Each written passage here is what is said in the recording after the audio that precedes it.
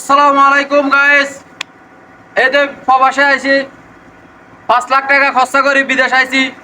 বিদেশ আইয়া 50,000 টাকা বেতন দিয়া আমাদের কিছু হয় না, কেননা আমাদের সংসার অনেক বড়।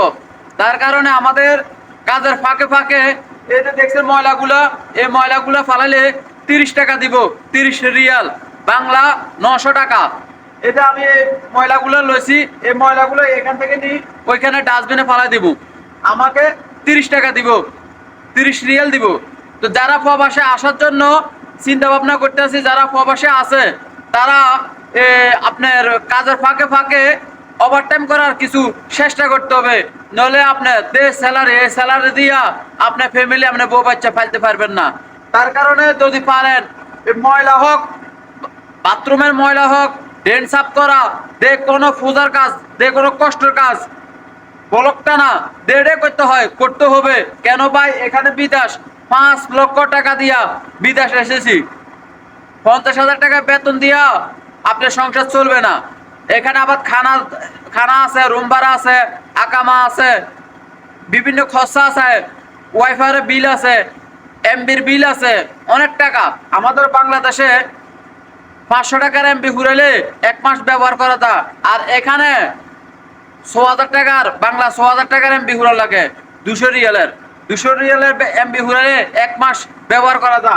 তো এই সব কিছু চিন্তা ভাবনা করি ওভারটাইমের কাজ করতে হবে।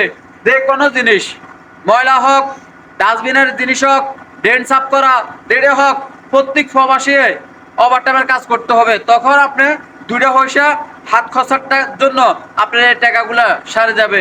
তো যারাই বিদেশে আসেন না কেন, কাজ করবেন। এমনকি কোনো জিনিস কোনো গিনে চলবে না। কেন, আপনি যদি ভালো কোনো দোকানে আসেন, নলে বা ভালো একটা চাকরিতে আসেন, ওইখানে না হলে চলবে। আর যারা সাপ্লাইয়ের কাজ করে, হাত ফাইলে আপনারা কোনো জিনিস কাজ করতে হবে।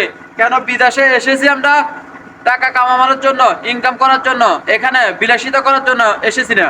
তো তার কারণে আমাদের এখানে ময়লা আছে, কোনো কাজ আছে, আমরা করতে হবে। কেন, আমরা বিদেশে এসেছি 2 পয়সা কামানোর জন্য, আমাদের ছেলে মেয়ে বউ বাচ্চা ভালো রাখার জন্য। তো তার কারণে আজকে আর আমার এই সামান্য ছোট্ট একটা ভিডিও দিয়া আমি আপনাদের এই জিনিসগুলো শেয়ার করলাম। যদি ভালো লাগে লাইক শেয়ার কমেন্ট করবেন বেশি করে। আমি একটা মাকসালাত কাজ করি, আমার 1500 রিয়াল বেতন, খানা থাকা খাওয়া মালিকের। এরপরও আমি পার্ট টাইম আমি একটা ছোট্ট একটা কাজ নিয়েছি, এরকম ফাইলে আরো কাজ করবো। আপনারা আমার আশেপাশে, আমি আছি সৌদি আল রাজ আছি, আল রাজের আশেপাশে যদি ছোটখাটো করে কাজকর্ম থাকে